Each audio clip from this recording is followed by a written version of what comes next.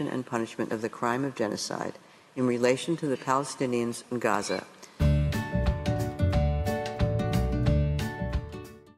Mais il faudrait résumer le problème sans rentrer trop dans les détails. Столетиями набивать брюхо человеческой плотью, а карманы деньгами.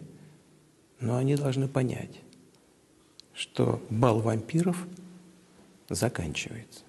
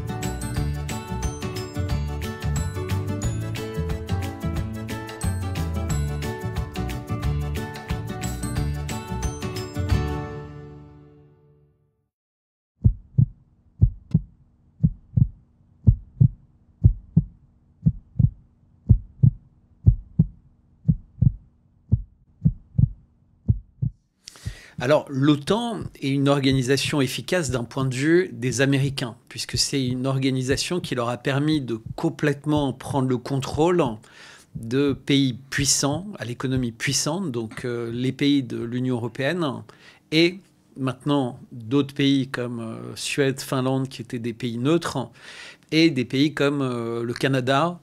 Donc, c'est une organisation qui a permis aux Américains, d'une part, d'avoir le contrôle des armées, puisqu'il y a un commandement intégré pour la plupart des pays qui sont membres, mais également, puisque ce commandement intégré nécessite des armes intégrées dans le système américain, la possibilité pour les États-Unis de vendre énormément d'armes aux normes américaines. La France a longtemps essayé de résister, et même De Gaulle était sorti du traité de l'Atlantique Nord, mais c'est à partir de Jacques Chirac et surtout à partir de Sarkozy qu'on a eu une dérive complète dans cette direction. Et là, avec Emmanuel Macron, on peut dire qu'on est même devenu co-leader, entre guillemets, de l'Atlantique Nord, puisqu'on a un président qui est extrêmement guerrier. Je rappelle que ce traité de l'Atlantique Nord est essentiellement construit à l'encontre d'un seul pays, qui est la Russie. Et donc, toute la stratégie du traité de l'Atlantique Nord, c'est d'encercler complètement la Russie, qui pourtant était un des pays vainqueurs de la guerre, puisque sans les Russes, la Deuxième Guerre mondiale n'aurait pas pu être gagnée. Ce sont le sacrifice de dizaines de millions de civils et de soldats russes qui ont permis de vaincre les nazis. Ce n'est pas le débarquement du 6 juin 1944 à 6 heures du matin qui a permis de vaincre les nazis. Et donc, on voit que la situation du monde aujourd'hui et les tensions dans le monde s'expliquent essentiellement par la création de ce traité de l'Atlantique Nord. Et même quand le bloc soviétique, quand l'URSS a été désintégré à la fin des années 80, début des années 90, ça n'a rien changé. Non seulement l'OTAN a continué à s'avancer vers les frontières, les nouvelles frontières de la Russie, en 7 vagues successives, mais elle n'a même pas voulu intégrer la Russie quand le nouveau président élu, Vladimir Poutine, a proposé à son homologue américain Bill Clinton que la Russie rejoigne l'OTAN. Et c'était une manière pour le président russe de dire « Nous, on n'a pas perdu la guerre contre vous. L'URSS n'a pas décidé de se désintégrer parce qu'on considérait qu'on avait perdu, mais qu'on considérait que le monde avait peut-être mieux à faire que d'être divisé entre deux blocs. Et ça, c'était véritablement quelque chose d'essentiel pour Vladimir Poutine. Il pensait que la puissance nucléaire russe était suffisante de toute façon pour protéger son pays contre n'importe quelle folie.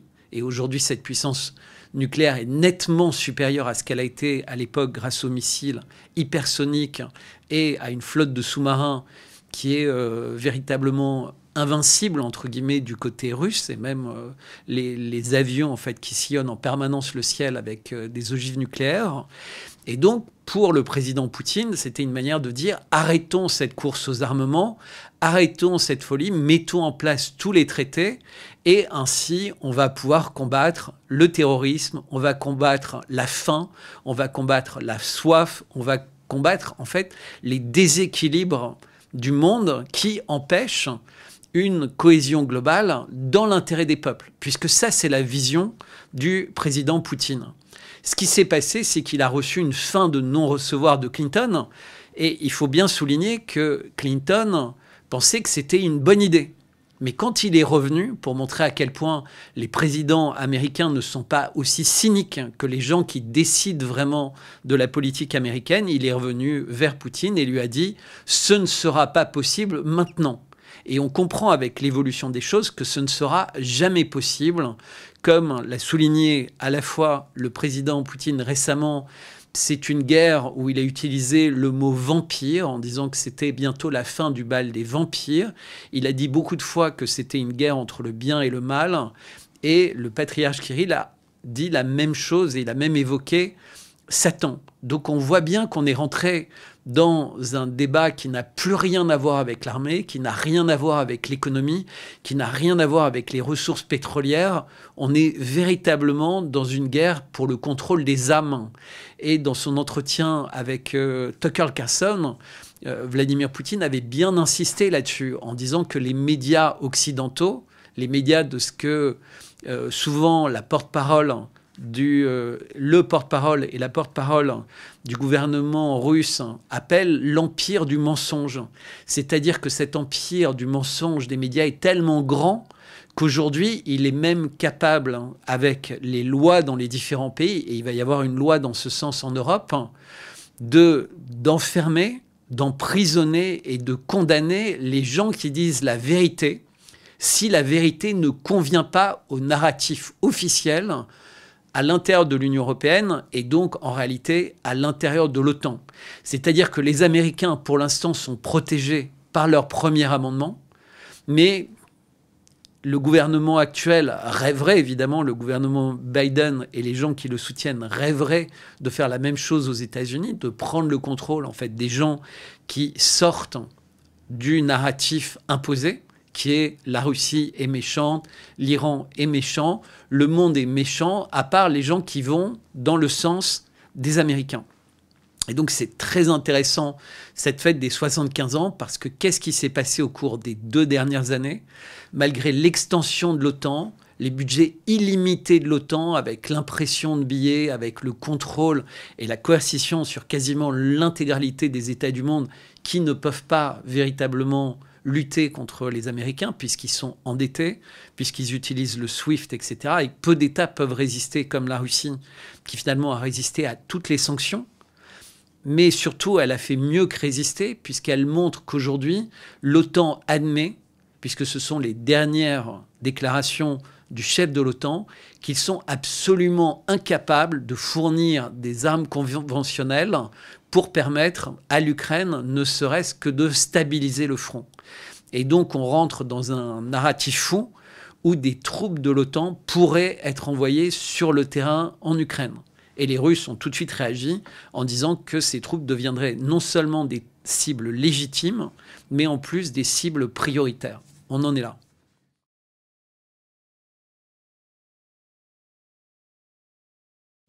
Alors oui, il y a beaucoup de scissions à l'intérieur de l'OTAN et à l'intérieur de l'Union européenne au sujet de l'Ukraine.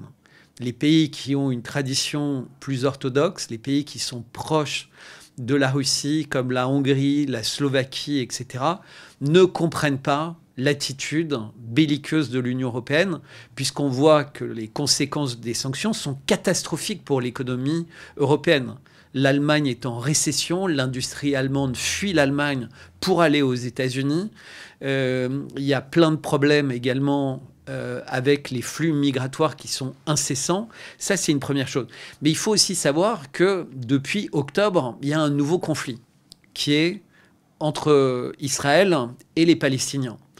Et ce conflit avait attiré beaucoup de regards de l'ensemble du monde. Mais qu'est-ce qui s'est passé au moment de la conférence de Munich il y a un mois? La veille de cette conférence, on a eu la mort suspecte de Navalny, alors que sa femme l'avait visité la veille et lui avait donné des bonbons, des gâteaux, tout un panier repas. Et la mort de Navalny a ressoudé l'ensemble des acteurs, y compris aux États-Unis, sur le thème « Navalny a été tué par les Russes, la Russie est une dictature » et pendant à peu près 48 heures, avant que l'évidence apparaisse qu'évidemment les Russes n'avaient pas tué Navalny, les Américains ont débloqué énormément d'argent. L'ensemble des pays européens, dans cette fenêtre de 48 heures, s'est ressoudé pour se mobiliser.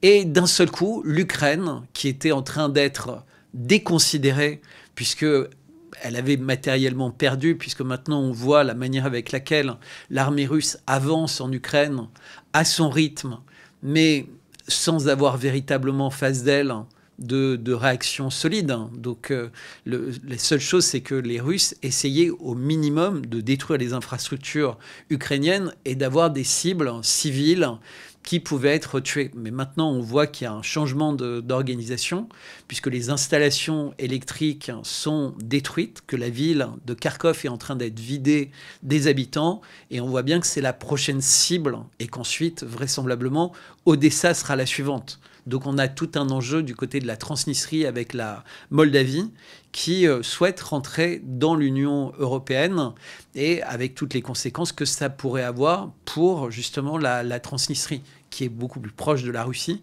que de la Moldavie. Mais le plus important à voir, c'est que l'Ukraine et le président Zelensky avaient perdu tout crédit. Aujourd'hui, il n'est plus un président légitime, puisque la constitution ukrainienne n'accepte pas l'idée que Zelensky n'ait pas fait d'élection présidentielle ou n'ait pas trouvé une possibilité éventuellement de les retarder. Il n'y a pas d'élection présidentielle prévue. En Ukraine, il n'y a plus de médias d'opposition. Il n'y a plus de partis d'opposition. Donc l'Ukraine est devenue une dictature alors que l'Union européenne et les États-Unis prétendent défendre la démocratie en Ukraine. Donc c'est très bizarre de défendre la démocratie en finançant un pays qui se comporte comme une dictature. Et au cours des dernières semaines, d'ailleurs, Zelensky s'est débarrassé de toutes les personnes importantes dans son entourage. Absolument tout. Et il en reste quelques-uns qui sont des maires de ville, mais son chef d'état-major a été limogé. L'ensemble de ses hiérarchies ont été limogées. Ne reste près de lui que les personnes que les Russes soupçonnent comme responsables de l'attentat de Crocus. Et les noms, d'ailleurs, ont été lancés. Et les Russes espèrent qu'ils vont être arrêtés et qu'ils vont pouvoir être interrogés pour comprendre quel est leur rôle exact et d'où ils ont obtenu des ordres. Puisqu'on sait très bien que l'Ukraine est un État qui est sous perfusion des Américains et des Européens, que Zelensky est extraordinairement proche du président Macron puisqu'ils se parlent en continu. Et je rappelle d'ailleurs qu'au tout début de l'opération spéciale, Zelensky sur X, sur Twitter, ne suivait que 2 personnes, sa femme et Emmanuel Macron, ce qui montre bien le rôle très particulier d'Emmanuel Macron. On se rappelle également qu'au moment du début de l'opération spéciale, dès mars, Emmanuel Macron avait invité tous les pays européens, et ce qui allait jusqu'à l'Arménie, donc il y avait une 50aine de pays qui avaient été invités, pour décider d'être unis contre la Russie.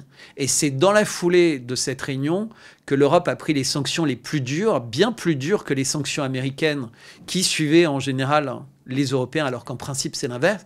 Donc on a réellement un chef de guerre qui est le président français, président d'une petite puissance nucléaire, mais qui est une puissance nucléaire, et qui est de plus en plus menaçant. Donc ça, c'est véritablement important d'avoir ça en tête quand on pense que juste après avoir été limogé, le chef d'état-major Zalewny d'Ukraine a été accusé par un consortium de médias qui sont financés par Bill Gates, par Soros, par BlackRock, et c'est aussi important de le savoir, puisque c'est un consortium de journalistes, et qui ont conclu qu'en réalité, c'était l'Ukraine qui était responsable de Nord Stream, que Zelensky n'était pas au courant, mais que son chef d'état-major était au courant. D'ailleurs, on n'entend plus parler de lui. Qu'est-ce qu'il est devenu? Et ce que j'essaie d'expliquer, c'est qu'il n'y a que des malversations dans ce domaine. Ensuite, par rapport aux Nations Unies, il est quand même pas les Nations Unies, pardon, l'OTAN. Il est intéressant de noter que la Turquie fait partie de l'OTAN et la Turquie faisait un blocage pour l'adhésion de la Suède et l'adhésion de la Finlande. Et il y a eu d'importantes négociations. Et on apprend en ce moment que ce sont des troupes de l'OTAN qui sont en train de s'installer en Arménie et qu'il y a beaucoup de mouvements de la Turquie, de l'Azerbaïdjan vis-à-vis de l'Arménie. Et on a l'impression que peut-être dans le cadre des négociations sur l'OTAN et l'adhésion de la Suède et de la Finlande à l'OTAN, il est très possible qu'il y ait une négociation de la Turquie pour récupérer en douceur, entre guillemets, l'Arménie. Et on va le savoir très rapidement, puisque le président arménien, le Premier ministre arménien, Pachinian, se pose la question, mais pas seulement lui. On voit que l'Azerbaïdjan est véritablement volontaire. L'Azerbaïdjan est très proche d'Israël, puisque c'est le seul pays au monde où il y a des bases israéliennes qui sont installées. La Turquie, qui disait beaucoup de choses contre Israël, est un des plus grands fournisseurs d'armes à Israël, puisqu'on a eu ces informations récemment qui sont sorties dans la presse. Donc le pays turc livre beaucoup d'armes à Israël. Et en ce moment, vu ce qui s'est passé au niveau de l'ambassade iranienne à Damas, on voit qu'il y a également un encerclement de l'Iran qui est en train de se passer et qui risque d'être opéré au détriment de l'Arménie dans le cadre d'un accord signé au travers de l'OTAN. Donc on voit à quel point l'OTAN sert et les négociations et les marchandages dans l'OTAN peuvent servir à des intérêts qui semblent très éloignés du rôle de l'OTAN. Trump a de fortes chances d'être élu si on en croit les sondages et la dynamique autour de sa nouvelle candidature. Mais on apprend également que dans énormément d'États, compte tenu des règles pour avoir le droit de voter, il y a de nombreux migrants qui sont inscrits sur les listes et qui pourraient voter massivement pour le candidat démocrate qui aujourd'hui semble être Biden. Donc il y a une vraie incertitude sur l'élection de Donald Trump, mais il a quand même des chances d'être élu. Et Donald Trump est quelqu'un de très rationnel, hein. C'est-à-dire qu'il fait exactement le même raisonnement que Vladimir Poutine. L'OTAN n'a aucun sens 75 ans après, alors qu'il y a tellement de puissance nucléaire. Puisque l'OTAN était censée réunir des pays dans le cadre de guerres conventionnelles. Bon, les Américains avaient la bombe atomique à ce moment-là, mais elle n'était pas répandue comme elle l'est aujourd'hui. Et donc l'OTAN n'a aucun sens. Parce qu'en cas de guerre entre la Russie et les États-Unis, avec la Chine, avec d'autres pays, personne ne pourrait gagner la guerre. Ce serait une guerre qui serait perdue pour l'humanité entière avant même d'avoir commencé. Et donc Trump comprend ça. La préoccupation de Trump, elle est résumée dans sa campagne au travers de rendre l'Amérique à nouveau forte. Mais lui, il ne veut pas rendre l'Amérique forte militairement. Il veut rendre l'Amérique forte aussi bien économiquement que religieusement. Trump s'intéresse aux valeurs religieuses. Je vous rappelle, et c'est très important puisque c'est une préoccupation majeure également en Russie, qu'alors que le président Biden a déclaré que le jour de Pâques cette année serait un jour de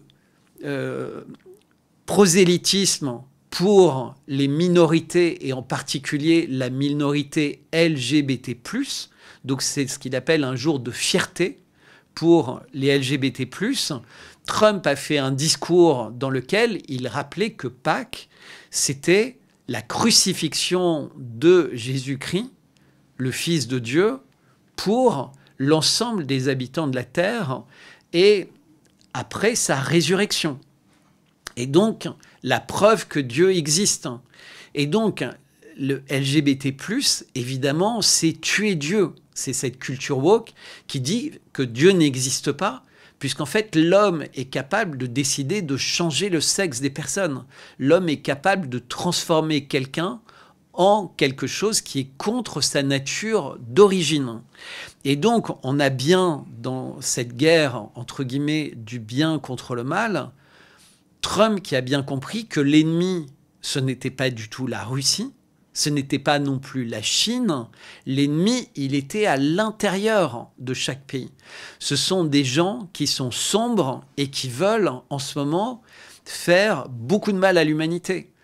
Du mal en ayant des informations qui sont sans cesse mensongères, en manipulant les gens avec la peur, en donnant l'impression que la Russie a envie d'envahir le monde et de détruire le monde, ce qui est éminemment faux. Les Russes ont juste envie de protéger leurs citoyens et qu'ils puissent vivre dans de bonnes conditions et profiter de leurs ressources naturelles, d'où le grand changement de politique, d'ailleurs, de Vladimir Poutine vis-à-vis des oligarques, qui maintenant ne peuvent plus faire ce qu'ils veulent des bénéfices de leurs entreprises et qui doivent rester en Russie et profiter aux Russes.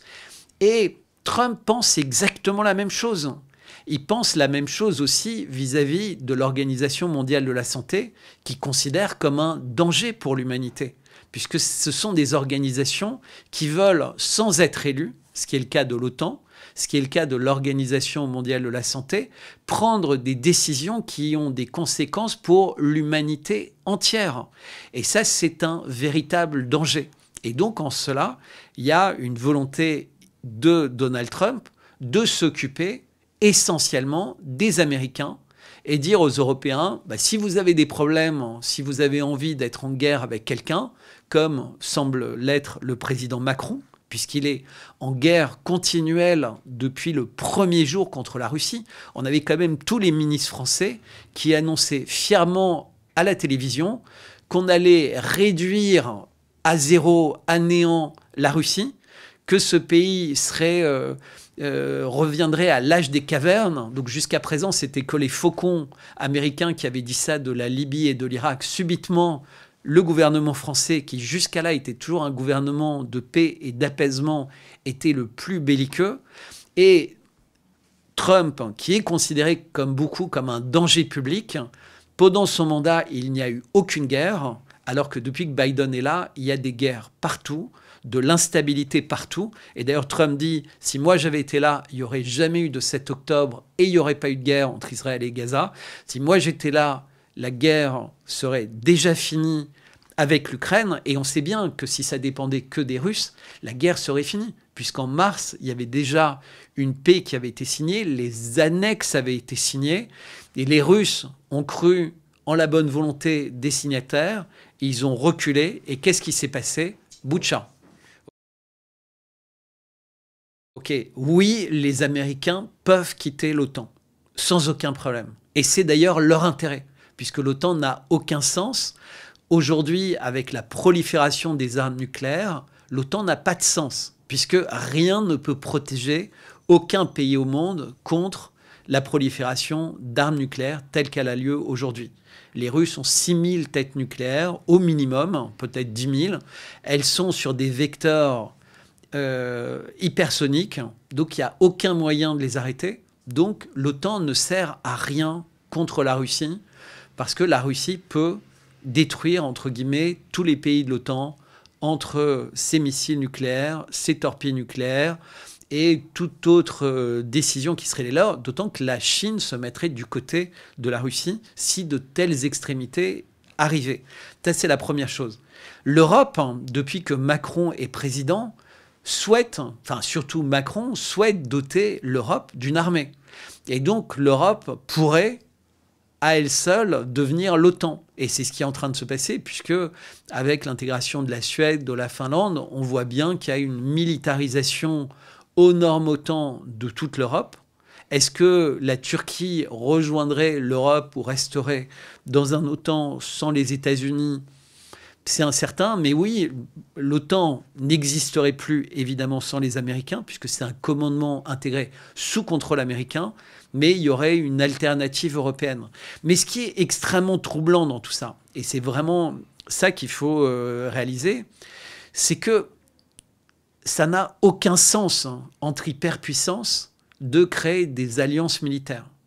Et donc, pourquoi est-ce que des présidents, comme le président français, vont-ils dans cette direction? Est-ce que c'est pour sauver le dollar et l'euro?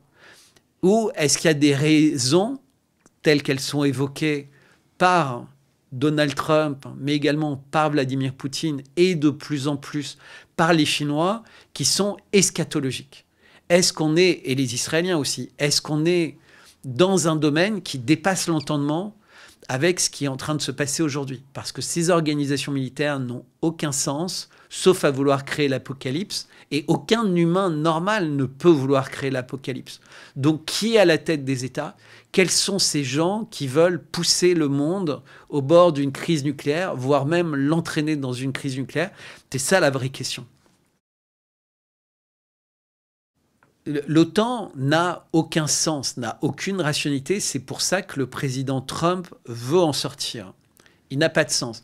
En revanche, d'un point de vue économique, on constate que depuis le début de la prise en main par les Américains du soutien tout azimut de l'Ukraine, l'industrie américaine se redresse. Il y a eu des commandes considérables d'armement au cours des 2 dernières années qui profitent essentiellement à l'industrie américaine.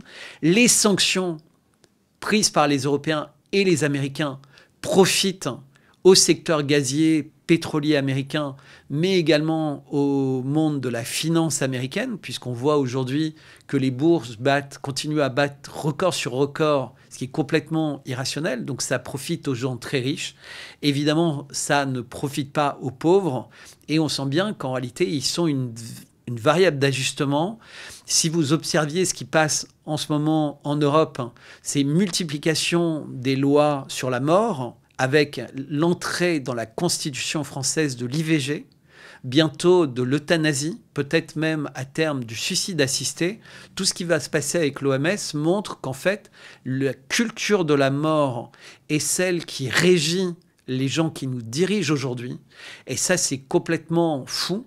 On l'observe avec Gaza, puisqu'aujourd'hui, il y a un génocide, c'est ce qu'a dit la Cour internationale de justice qui est en cours à Gaza, et on ne voit pas qui peut arrêter ça, puisque aussi bien l'Union européenne que les Américains soutiennent cette exaction mise en œuvre par les Israéliens au quotidien contre un peuple palestinien qui n'a aucun moyen de se défendre, et aucun pays n'ose pour l'instant les défendre, puisque ce serait rentrer immédiatement dans cette apocalypse que j'évoquais. Donc le monde est très instable, et ces organisations militaires ne servent qu'à aggraver cette instabilité. Donc elles devraient être supprimées définitivement, et tout l'argent qui est investi dedans devrait être utilisé pour le bien-être des peuples, pour une bonne alimentation, pour de l'eau, etc. Et ce qui est intéressant, c'est de remarquer que le seul pays qui s'en préoccupe, c'est la Russie, puisqu'il n'y a plus d'OGM en Russie, il n'y a plus toutes ces choses-là, et semble-t-il, une prise de conscience totale par Vladimir Poutine, effectivement, que face à lui, il y a des gens qui ont une attitude diabolique, voire satanique, ce qui est irrationnel pour quelqu'un d'aussi rationnel que Vladimir Poutine. Alors le président Macron a clairement pris un leadership très fort au niveau de l'Union européenne. Il faut voir qu'en quelques années, les présidents comme le président anglais Sunak, le président Scholz, la présidente italienne Meloni, sont des gens de très faible gabarit. Rien à voir avec ce qu'étaient les précédents Johnson, Berlusconi ou Angela Merkel en Allemagne. Donc on a ce jeune président très largement inconnu, extraordinairement belliqueux, qui a mis en avant la culture LGBT+ dans son gouvernement, qui a fait mettre dans la Constitution l'IVG, est un président qui aime la guerre. C'est le mot qu'il prononce depuis qu'il a été élu. Et le premier véhicule dans lequel il a roulé en tant que président français, c'était un command-car militaire. Il y a beaucoup de personnes qui commencent à s'interroger sur également qui est l'épouse du président Macron. On a plein de blogueurs de très haut niveau aux États-Unis, mais également en France, qui ont fait des enquêtes très longues, très détaillées. Et ces enquêtes aboutissent à la conclusion que la femme du président Macron est un homme. Et que cet homme, non seulement il se conclut que c'est un homme, mais qu'il s'appelle Jean-Michel Trogneux. Et aujourd'hui, on a énormément de photos, de vidéos qui corroborent cette thèse. Donc, on a un président qui a plus de 25 ans de moins que la personne avec laquelle il partage un mariage. Il l'a rencontré quand il avait 14 ans et qu'il était étudiant dans une école à Amiens. Et donc, on a véritablement quelqu'un qui est inquiétant. Parce que qui épouse, qui rencontre quand il a 14 ans quelqu'un qui a 25 ans de plus? Et aujourd'hui, il y a quasiment une question ouverte et face à laquelle il n'y a aucune preuve que son épouse est en fait un homme. Et donc, on constate qu'il y a une espèce d'escroquerie monumentale au sein de l'État français, qui a un Premier ministre jeune, mais qui se vante lors de sa première prise de parole à l'Assemblée nationale qu'il est gay. On découvre que le ministre des Affaires étrangères est son ancien mari, puisqu'ils étaient pacsés. Et donc, on a quelque chose d'étrange qui se passe à la tête de l'État français. On a à la tête de l'État français des gens qui n'ont pas d'enfants. On a à la tête de l'État français des gens qui n'ont rien à protéger, qui n'ont rien à perdre, qui aiment la guerre. La France était le pays le plus engagé pour mettre les habitants en confinement, et le confinement français a été le plus long du monde entier. La France a été le seul pays au monde à mettre en place un pass vaccinal pour imposer aux récalcitrants d'être vaccinés. La France est le seul pays qui n'a toujours pas réintégré ses suspendus, malgré la loi, mais la loi n'a pas été validée et donc les suspendus le sont toujours. La France est un pays qui est sans cesse en guerre. Et surtout, le président Macron est le président de l'incendie, toujours non élucidé, de Notre-Dame de Paris. Vous imaginez une église qui a 800 ans, avec des poutres qui font 40 cm de diamètre, et cette église a brûlé en avril, alors qu'il faisait frais, sans aucune raison, et elle a brûlé, même les secouristes qui étaient là n'ont pas compris, puisqu'en moins de 15 minutes, il y avait un brasier immense. Tous les systèmes de secours étaient désactivés, les systèmes d'alarme également. Qu'est-ce qui s'est passé? Qui était à la manœuvre pour faire brûler Notre-Dame?